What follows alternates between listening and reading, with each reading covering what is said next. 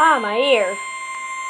Just posted an SVR in Kentucky. A severe thunderstorm warning for South Central Nelson County in central Kentucky, northwestern Marion County in This cell right central here. Kentucky, southwestern Washington County in central Kentucky until 4:45 p.m. Eastern Daylight Time.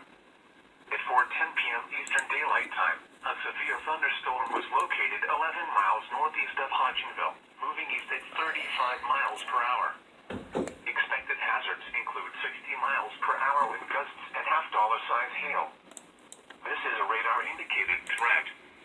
The following impacts are expected. Hail damage to vehicles is expected. Expect wind damage to roofs, siding, and trees. Locations impacted include Lebanon, Springfield, New Haven, Loretto, St. Francis, Berg Spring, Gethsemane, Dan, Narings, and Bear Wallow. For your protection, move to an interior room on the lowest floor of a building.